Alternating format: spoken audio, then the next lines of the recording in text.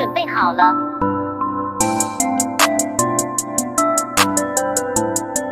အားလုံးပဲမင်္ဂလာပါခင်ဗျာ Daily Dose ကွန်ပျူတာမှာကြိုဆိုပါရစေကျွန်တော်အမြင်နိုင်ပါဒီနေ့သင်ခန်းစာလေးမှာကျွန်တော်သင်ကြားပေးချင်တာလေးက Microsoft Word မှာလက်တွေ့စာရိုက်နည်းလေးကိုသင်ကြားပေးချင်တာဖြစ်ပါတယ်ဒီခုသင်ခန်းစာလေးကကျွန်တော်ရဲ့ Computer Basics 101 ဆို class လေးနဲ့ Computer Basics Online Video class လေးတို့မှာသင်ကြားရတဲ့သင်ခန်းစာလေးတွေကတစ်ခုလည်းပဲဖြစ်ပါတယ်ကျွန်တော် Microsoft Word ကိုသုံးပြီးတော့မှစာရေးရိုက်တဲ့အခါမှာဆိုရင်တော့စာရိုက်တာကိုစနစ်တကျနဲ့ဘယ်လိုမျိုးရရမလဲဆိုတာကိုဒီသင်ခန်းစာလေးမှာကျွန်တော်နည်းလေးသုံးမျိုးနဲ့ပြပြပေးသွားပါမယ်ပထမဆုံးနည်းလေးနံပါတ်1ကကြတော့ကျွန်တော် Microsoft Word ထဲမှာစာရိုက်တဲ့အခါမှာဆိုရင်တာမန်အားဖြင့်ကာစာလေးချပြီးတော့မှစာရိုက်ခြင်းပဲဖြစ်ပါတယ်။အဲ့အတွက် Microsoft Word မှာကျွန်တော်တို့ရုံးစာလေးရိုက်တော့မယ်စာတွေရိုက်တော့မယ်ဆိုရင်ကိုယ်ပင်နာလေးမှာစပြီးတော့မှစာရိုက်ခြင်းလဲပေါ့။ကိုယ်စာရိုက်ခြင်းတဲ့နေရာလေးမှာကာစာလေးချရပါတယ်။ကိုယ်ဆိုရင်ကျွန်တော် Microsoft Word လေးကိုဖွင့်လိုက်ပြီးတော့မှစာရွက်လေးတွေ့ရပေါ်မှာဒီနေရာလေးမှာကျွန်တော်တို့ကာစာလေးချထားတာဖြစ်ပါတယ်။ဒီလိုမိတ်တုံနဲ့ရှိနေတဲ့နေရာလေးကိုကာစာလို့ခေါ်ပါတယ်။ကိုရိုက်လိုက်တဲ့စာလေးတွေကအဓိကစာလေးရှိနေတဲ့နေရာကနေပြီးတော့မှစပြီးတော့မှပေါ်လာမှာဖြစ်ပါတယ်။အခါမှာဥပမာအနေနဲ့ကျွန်တော်တို့ကစာလေးတစ်လုံးလောက်ဒီမှာလာပြီးတော့မှရိုက်လိုက်တဲ့ဆိုပါစို့ကိုရိုက်လိုက်တဲ့စာလေးကအဓိကစာချတဲ့နေရာကနေစပြီးတော့မှပေါ်လာပါပြီဒါကတော့စာရိုက်တာပေါ့အဲ့လိုပဲကွာသူ့ရဲ့အောက်ကနေရိုက်မယ်ဆိုရင်ကျတော့အခုရိုက်ထားတဲ့ဒီ hand ဆိုတဲ့စာလေးရဲ့အောက်ကနေနောက်တစ်ချောင်းကိုတွားကျင်တယ်ဆိုရင်ကျွန်တော် keyboard ကနေ enter ဆိုတဲ့ခလုတ်လေးရှိပါတယ် enter ခလုတ်လေးကိုတစ်ချက်နှိပ်ပေးရပါတယ်ဒါဆိုရင်သူအောက်တစ်ချောင်းကိုဆင်းသွားမှာဖြစ်ပါတယ်အဲ့မှာနောက်ထပ်ကိုနှစ်သက်တဲ့စာနောက်တစ်လုံးကိုထပ်ပြီးတော့မှရိုက်လိုက်လို့ရမှာဖြစ်ပါတယ်တပြီးတော့မှအဲ့ဒီ main လို့ရေးထားတဲ့စာလေးရဲ့အောက်တစ်ချောင်းကနေပြီးတော့မှစာဆက်ပြီးတော့ရိုက်ချင်တယ်ဆိုရင်အန်တာလေးတစ်ချက်ထပ်ပြီးတော့နှိပ်ပေးရပါတယ်ပြီးတော့ကိုနှစ်သက်တဲ့စာတစ်လုံးကိုထပ်ပြီးတော့မှရိုက်လို့ရမှာဖြစ်ပါတယ်ဒီလိုမျိုးရိုက်ရမှာပါဒါဆိုတော့ကိုရိုက်ချင်တဲ့တစ်ချောင်းနှစ်ချောင်းသုံးချောင်းအများကြီးရိုက်သွားလို့ရမှာဖြစ်ပါတယ်အဲ့ခါမှာဒါတော့ကွာတော့ဒီဟမ်မင်းနိုင်ဆိုတဲ့စာလုံးကိုမှတစ်လုံးချင်းစီခွဲပြီးတော့မှရိုက်ပြပေးတာပါအဲ့လိုမျိုးမဟုတ်ဘဲနဲ့ကွာစာချောင်းကိုအရှိကြီးတွေရိုက်ချင်တဲ့စာပိုက်တွေအများကြီးရိုက်ချင်တဲ့ဆိုရင်ကြတော့အဲ့လို keyboard ကနေပြီးတော့မှ enter ဆိုတဲ့ခလုတ်ကိုမသုံးရပါဘူးဥပမာအနေနဲ့ကျွန်တော်ကစာလေးရိုက်မယ်ဆိုပါစို့ပေါ့နော်ဒီမှာဥပမာစာလေးဒီမှာရိုက်လိုက်ပြီးပေါ့နော်တစ်ဆက်တည်းကွာရိုက်သွားမယ်ကိုဘယ်လိုမျိုးစာကိုရိုက်ချင်တာလဲကိုနေတဲ့စာကိုကွာဒီလိုမျိုးလေးရိုက်သွားလိုက်မယ်အ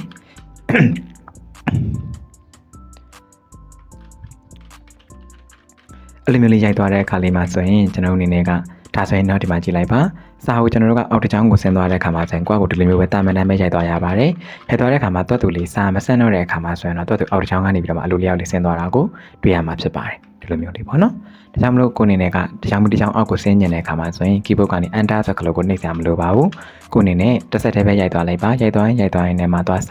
မျက်နှာရဲ့အဆုံးကိုရောက်သွားလို့မဆော့နေတဲ့အခါမှာဆိုရင်တော့တွတ်တူလေးအောက်တစ်ချောင်းကိုဆင်းသွားမှာဖြစ်ပါတယ်ဒါဆိုရင်တော့ကွာဒီအခြေခံစာရေးတဲ့နည်းလမ်းလေးကိုနားလည်မယ်ပေါ့နော်ဒါကြောင့်မလို့အန်တာကိုခောက်ပြီးတော့မှတချို့သူတွေရိုက်တတ်ပါတယ်အဲ့လိုမျိုးရိုက်ရတာမဟုတ်ပါဘူးအစအဆုံးကိုပြီးသွားတဲ့အထိအကုန်လုံးရိုက်သွားရမှာဖြစ်ပါတယ်ဥပမာအနေနဲ့ကျွန်တော်ဒီမှာညီမအချင်းလေးရေးလိုက်ပြီးတော့မှ INT ဆိုပြီးတော့မှရေးလိုက်ပါမယ်ဒါတော့နမူနာစာကြောင်းလေးတွေစာပိုက်လေးတွေခေါ်တဲ့ comment လေးပဲဖြစ်ပါတယ်အဲ့တော့ random လို့ရေးပြီးတော့မှစာပိုက်ကိုတစ်ပိုက်ပဲယူလိုက်ပါမယ်အဲ့တော့ဒီလိုလေးရေးလိုက်မယ်ပြီးတော့ပြီးဆိုရင် enter လေးတစ်ချက်နှိပ်လိုက်ပြီးဆိုရင်ဒီမှာစာပိုက်လေးရလာပါပြီရလာတဲ့အခါမှာဆိုရင်တော့ဒီလိုလေးစပြီးရလာတဲ့အခါမှာဒီစာပိုက်လေးထဲမှာကြည့်တဲ့အခါမှာဆိုရင်ဒီမှာဗီဒီယိုကနေစပြီးတော့မှဒီမှာ online မှာဆုံးသွားတယ် online မှာဆုံးပြီးတော့နောက်ထပ်ဗီဒီယိုဆိုတဲ့စလုံးလေးလာတယ်ဒီလိုမျိုးစလုံးလာတဲ့အခါမှာဆိုရင်လည်းပဲကိုယ်အနေနဲ့ကတစ်ချောင်းပြီးတော့တစ်ချောင်းအောက်ကိုဆင်းတဲ့အခါမှာဆိုရင် keyboard ကနေ enter ဆိုတဲ့ခလုတ်ကိုနှိပ်ရတာမဟုတ်ပါဘူးစာအုပ်တစ်ဆက်တည်းပဲကွာရိုက်သွားတာပါရိုက်သွားရင်လည်းမှတော့သူ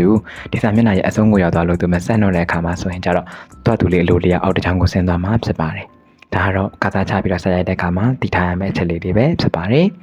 ်ဟုတ်ပြီအဲ့ခါလေးမှာကိုနေနေကခုနကလိုမျိုးစာပိုက်လေးကိုကွာတောင်းလိုက်တဲ့ခါမှာဆိုရင်ဒါနမူနာစာပိုက်လေးတောင်းလိုက်တာပါအဲ့အတွက်ကွာဒီလိုလေးရေးရပါတယ်ညီမကျဲ INT လို့ရေးပြီးတော့မှကွန်စာကွန်ပိတ်ထဲမှာကိုလိုချင်တဲ့လောက်စာပိုက်ရေးအတွက်ကိုထည့်ပြီးတော့မှရိုက်ပေးရပါတယ်ကိုလိုချင်တဲ့စာပိုက်5ပိုက်ဆိုရင်ဒီကွန်စာကွန်ပိတ်ထဲမှာ5လို့ရိုက်ထည့်ပါ6ပိုက်လိုချင်6လို့ရိုက်ထည့်ပါကိုလိုတဲ့လောက်ရိုက်ထည့်လို့ရမှာဖြစ်ပါတယ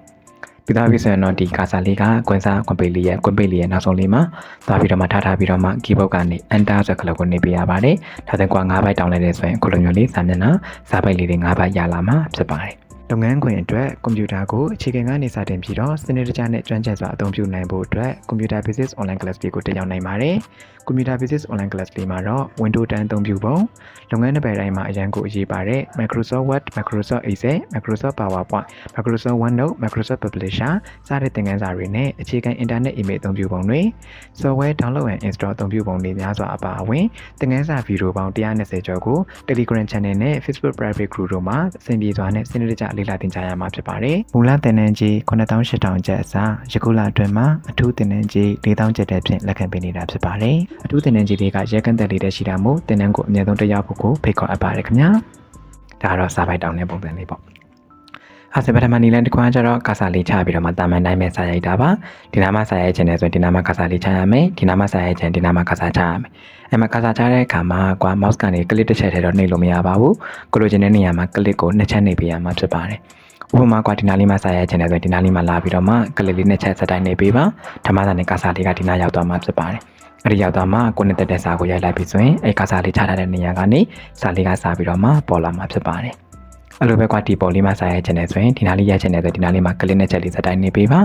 တပည့်ကလစ်လေးနဲ့ချက်နေပြီးသွားတဲ့ကာစာလေးဒီနားရောက်သွားပြီဆိုရင်တော့ကိုနဲ့တက်တဲ့စာကိုလာပြီးတော့မှထည့်လိုက်လို့ရမှာဖြစ်ပါတယ်ဒါကတော့ Microsoft Word မှာကာစာချပြီးတော့စာရိုက်တဲ့နည်းနဲ့လေးပဲဖြစ်ပါတယ်နောက်တစ်ခုကကျတော့ကိုအနေနဲ့ကဘာကိုသုံးပြီးတော့ရိုက်မှာလဲဆိုတော့ Microsoft Word ထဲမှာ text box ကိုသုံးပြီးတော့မှစာရိုက်ခြင်းပဲဖြစ်ပါတယ် text box ကိုသုံးပြီးတော့မှစာဘယ်လိုရိုက်ရမလဲဆိုတော့ဒီပေါ်လေးက insert ကိုသွားလိုက်တဲ့အခါလေးမှာဒီဘက်က text ရဲ့ group လေးထဲမှာ text box စာလေးရှိပါတယ်သူရဲ့အောက်ကအများလေးကိုနှိပ်လိုက်တဲ့အခါလေးမှာဆိုရင်သူ built-in ပါပြီးသား text box လေးတွေရှိပါတယ် built-in ပါပြီးသားကကျတော့ Microsoft Word ထဲမှာငကိုအစားတွေကအလိုလျောက်စားတွေကပေးထားပြီးသားအရာလေးတွေပဲဖြစ်ပါတယ်ကိုအသင်ယူပြီးတော့မှသုံးရုံပါပဲဒီဘက်လေးမှာလည်းပဲ scope အချောင်းလေးပါပါတယ်ဒီများလေးနဲ့အောက်ကိုဆွဲပြီးတော့လက်ကြည့်လို့ရပါတယ်အများကြီးနမူနာပေးထားပါတယ်ဒီထဲကနေပြီးတော့မှကိုနှစ်သက်တဲ့ပုံစံကိုအခမဲ့ယူပြီးတော့မှသုံးလို့ရမှာဖြစ်ပါတယ်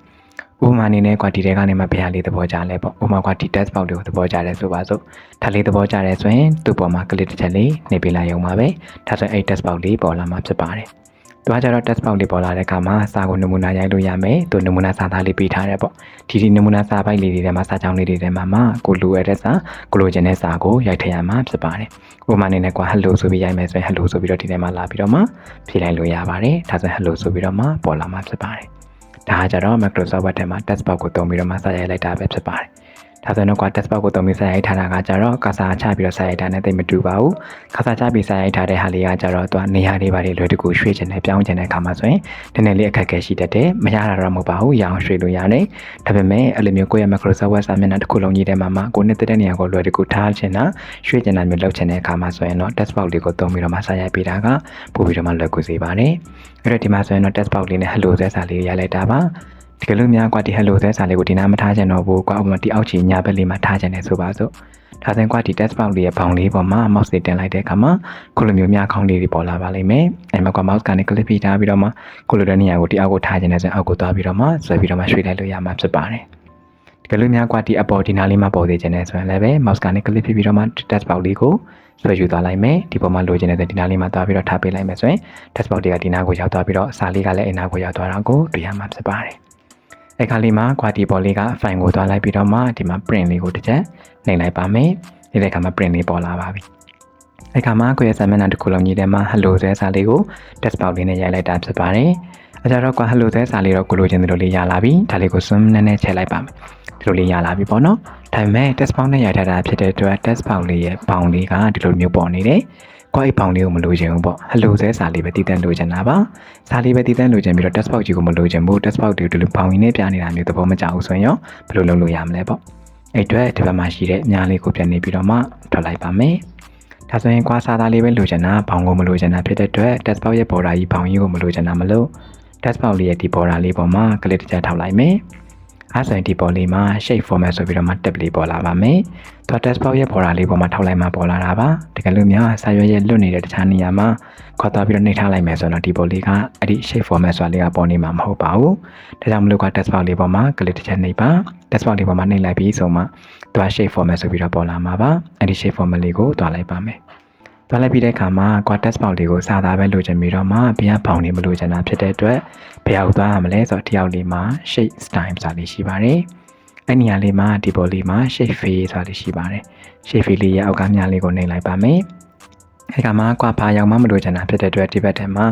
no fill ဆိုတာလေးရှိပါတယ်။ no fill လေးကိုတစ်ချက်နှိပ်ပြီးတော့မှရွေးပေးလိုက်ပါမယ်။ပြီးတော့တဲ့အခါမှာဒီပေါ်လေးမှာ shape outline ဆိုတာလေးရှိပါသေးတယ်။သူ့ရဲ့မြားလေးကိုထပ်ပြီးတော့နှိပ်ပါမယ်။ပြီးတော့တဲ့အခါမှာဒီမှာ no outline ဆိုတာလေးရှိပါတယ်။သူ့ကိုထပ်ပြီးတော့မှနှိပ်ပေးလိုက်ပါမယ်။ဒါဆိုရင်တော့ကိုယ့်ရဲ့ text box လေးမှာစာသားလေးပဲကျန်ခဲ့ပြီးတော့မှဘောင်လေးပြောက်သွားတာတွေ့ရပါမယ်ဒီလိုဆိုရင်တော့ဘောင်လေးပေါ်နေသေးရဲ့လို့ထင်ရတတ်ပေမဲ့တကယ်တမ်းကကိုယ့်ရဲ့စာရွက်ရဲ့လွတ်တဲ့နေရာမှာသွားပြီးထောက်ကြည့်လိုက်ပါ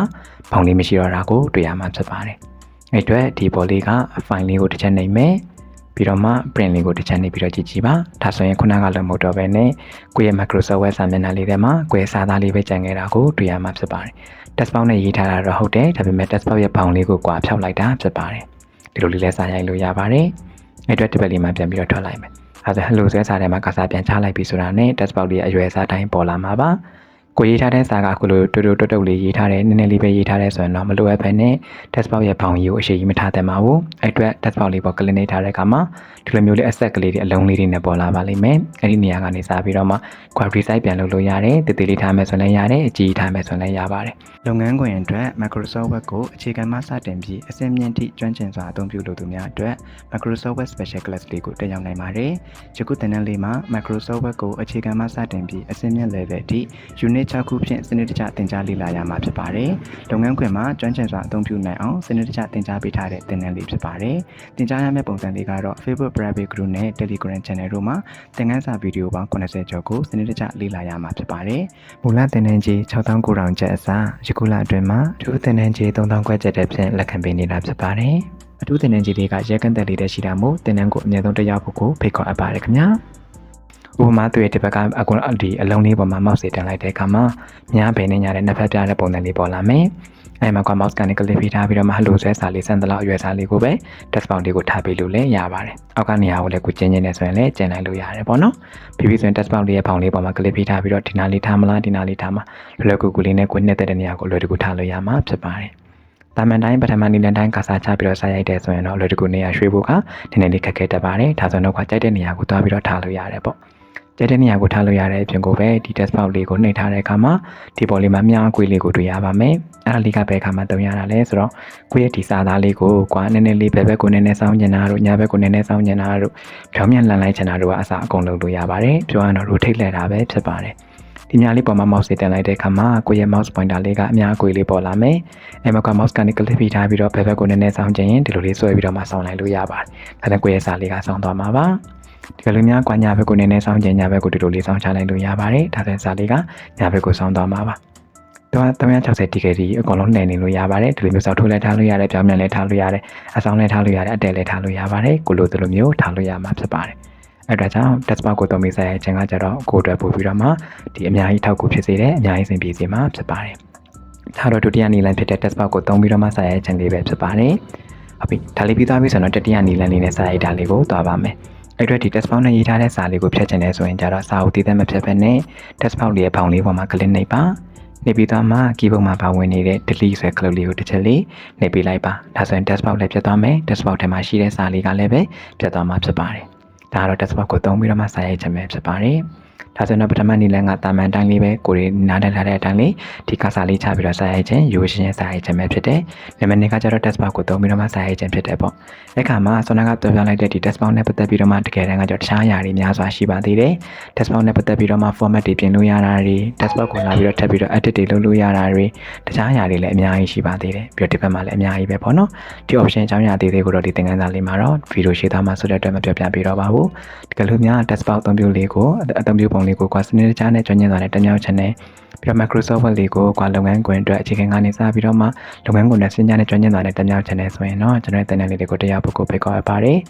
တင်နန်းလေးတွေကိုတရားခြင်းနဲ့ဆိုရင်တော့ဒီဗီဒီယိုလေးရဲ့ပေါ်မှာပါတဲ့ဖုန်းနံပါတ်လေးကိုဆက်သွယ်လို့ရပါတယ်အဲ့ဒီဖုန်းနံပါတ်လေးရဲ့ Viber နဲ့ Telegram Channel တို့မှာတင်နန်းလို့ရပါတယ်ဒီဗီဒီယိုကွန်ပျူတာပိုင်းဟန်မန်နိုင်ဆိုတဲ့ Facebook Page Messenger မှာတင်နန်းလို့ရပါတယ်ခင်ဗျာဒါကြောင့်မလို့ Microsoft Word တခုတည်းကိုပဲတည်တဲ့အခြေခံကနေစင်ကြတဲ့ကျွမ်းကျင်စွာတက်မြောက်ခြင်းနဲ့ဆိုရင်တော့ကျွန်တော်ရဲ့ Microsoft Word Special Online Video Class တွေကိုတက်ရောက်နိုင်ပါတယ်ယခုလအတွင်းမှာအထူးသင်တန်းကြီး3000ခွဲကျက်တက်ပြန်လက်ခံပေးနေတာဖြစ်ပါတယ်ဒီကလေးများကွာကွန်ပျူတာကိုလုပ်ငန်းခွင်အတွက်အခြေခံကနေစတင်ပြီးတော့မှ Word, Excel, PowerPoint စတဲ့ဟာတွေ Windows အသုံးပြုပုံတွေ File Folder တိစောက်တာတွေဒါတွေအားလုံးကိုတနည်းအားဖြင့်မှစုံစမ်းတာနဲ့သင်ကြားခြင်းနဲ့ဆိုရင်တော့ Computer Basics Online Video Class တွေကိုတက်ရောက်နိုင်ပါတယ်သူတော့အထူးသင်တန်းကြီး4000ကျက်တက်ပြန်လက်ခံပေးနေတာဖြစ်ပါတယ်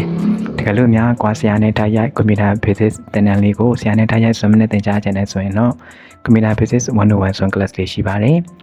်သူတော့ကျွန်တော်ထူးတင်နန်းကြီးအနေနဲ့ယခုလအတွင်းမှာ2သိန်းကျပ်တက်ပြန်လက်ခံပေးနေတာဖြစ်ပါတယ်။ဒါကြောင့်မို့တင်နန်းလေးတွေကိုတရားဖို့ကိုလည်းဖိတ်ခေါ်ပါရခင်ဗျာ။အပိတာကျွန်တော်ဒုတိယနီလန် text box လေးသုံးပြီးစာရိုက်တာလေးနားလည်သွားမယ်ဆိုရင်တော့ဒီတတိယနီလန်လေးကိုဆက်ပြီးတော့လေ့လာပါမယ်။တတိယနီလန်လေးကကျတော့ကျွန်တော်ဘယ်အရာကိုသုံးပြီးတော့စာရိုက်မှလဲဆိုတော့ shape လေးတွေကိုသုံးပြီးတော့မှစာရိုက်ချင်မယ်ဖြစ်ပါတယ်။အဲ့အတွက်ကျွန်တော်ဒီ insert tab လေးကိုတွားလိုက်မယ်ပြီးတော့ illustration group ထဲမှာ shape စာလေးရှိတယ်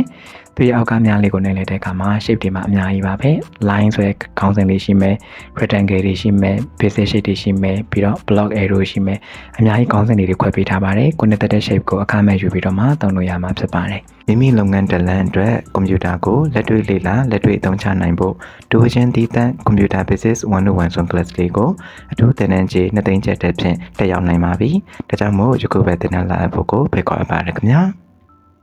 ဥမာအနေနဲ့ဒီထဲကနေမှကြိုက်တဲ့ shape ကိုယူပါဘယ် shape ကိုမဆိုယူလိုက်ပြီးတော့မှအဲ့ shape ပေါ်မှာကွာစာရေးလို့ရမှာဖြစ်ပါတယ်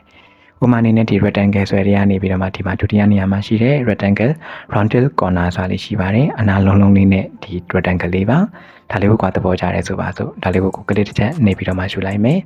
ဒီခါမှာကိုယ့်ရဲ့ mouse pointer လေးကပေါင်းလက္ခဏာလေးပေါ်လာပါမယ်ပေါင်းလက္ခဏာလေးပေါ်လာတဲ့အခါမှာစာရွက်လေးရဲ့ကိုလိုချင်တဲ့နေရာလေးမှာကလစ်တစ်ချက်လေးနှိပ်လိုက်ရုံပါပဲဒါဆိုရင်အဲ့လိုမျိုးအနာလေးလုံးလုံးလေးနဲ့ရလာတဲ့ rectangle လေးတစ်ခုကိုရရှိလာမှာဖြစ်ပါတယ်ရလာပြီဆိုရင်ကျတော့ဒီပေါ်မှာကွာစာရိုက်လို့ရပါတယ်စာရိုက်ချင်တယ်ဆိုလည်းအရင်လွယ်ပါတယ်ကိုယ့်ရဲ့ဒီ rectangle လေးပေါ်မှာကိုယူလိုက်တဲ့ shape 3 ကမဲ့ဖြစ်ဖြစ်စက်ဝါမဲ့ဖြစ်ဖြစ်အသေးပုံမဲ့ဖြစ်ဖြစ်ကိုကြိုက်တဲ့ shape ပေါ်မှာကွာစာရေးလို့ရပါတယ်ဒီကိုယ့်ရဲ့ shape လေးပေါ်မှာကလစ်တစ်ချက်ထောက်လိုက်ရုံပါပဲထောက်ပြီးသွားတာနဲ့ကိုနှစ်သက်တဲ့စာကိုတန်းပြီးတော့မှရေးလိုက်ရုံပါပဲဒါဆိုကိုရေးလိုက်တဲ့စာလေးကအဲ့ဒီ shape လေးပေါ်မှာပေါ်လာမှာဖြစ်ပါတယ်ဒါလေးကကြတော့ကွာ shape ကိုသုံးပြီးတော့မှစာရိုက်ချင်မယ်ဖြစ်ပါတယ် shape ကိုသုံးပြီးတော့စာရိုက်ချင်အပြင်ကလည်းပဲဒီ shape လေးကိုကွာ clip ဖိထားပြီးတော့လိုတဲ့နေရာကိုအပေါ်ထားမလားအောက်ကိုထားမလားအလဲကောင်ထားမလားဒီအပေါ်ဘက်ထားမလားညာဘက်ထားမလားဘက်ဘက်ထားမလားကိုကြိုက်တဲ့နေရာကိုလွယ်တကူလည်းထားလို့ရနေမှာဖြစ်ပါတယ်ဒီဘက်ကနေ file ကနေပြီးတော့မှ print ကိုသွားပြီးတော့ကြည့်လိုက်မယ်ဆိုရင်เนาะဒါဆိုရင်ကွာ shape လေးကိုသုံးပြီးတော့မှစာရိုက်လိုက်တာပဲဖြစ်ပါတယ်ပေါ့ဒါတော့တတိယနည်းလမ်းဖြစ်တဲ့ Microsoft Word မှာစာရိုက်ချင်တယ်ဆိုရင် shape တွေကိုသုံးပြီးတော့မှစာရိုက်ချင်လေးပဲဖြစ်ပါတယ်သင်ခန်းစာအနေမှာတော့ဒီစာကိုရိုက်တဲ့အခါမှာဆိုရင်ဘယ်လိုမျိုးပုံစံနဲ့ရိုက်လို့ရမလဲဆိုရင်နည်းလမ်း၃မျိုးကိုအဓိကပြပြပေးသွားတာပါဒီအကြောင်းအရာအသေးလေးကိုတော့ကျွန်တော်သင်တန်းလေးမှာတော့ဆက်ပြီးတော့မှသင်ကြားရမှာဖြစ်ပါတယ်ဒါကြောင့်မလို့သင်တန်းလေးတွေကိုတရားဖို့ကိုဖိတ်ခေါ်ပါတယ်ခင်ဗျာဒီခုသင်ခန်းစာလေးမှာတော့ Microsoft Word ကိုအသုံးပြုပြီးတော့မှအလုပ်တွေလုပ်တဲ့အခါမှာစာရိုက်တဲ့အခါမှာဆိုရင်မဖြစ်မနေနဲ့တည်ထားရမယ့်နည်းလမ်းလေး၃မျိုးကိုပြပြခဲ့လိုက်တာဖြစ်ပါတယ်ဒီခုသင်ခန်းစာလေးရမိတ်ဆွေတို့ရဲ့လုပ်ငန်းခွင်တွေတစုံတရာကျိုးရှိမယ်လို့မျှော်လင့်ပါတယ်သင်ခန်းစာလေးကကြိုးရှိတယ်ဆိုရင်ဗီဒီယိုလေးကို like လေးနေခဲ့ပေးပါ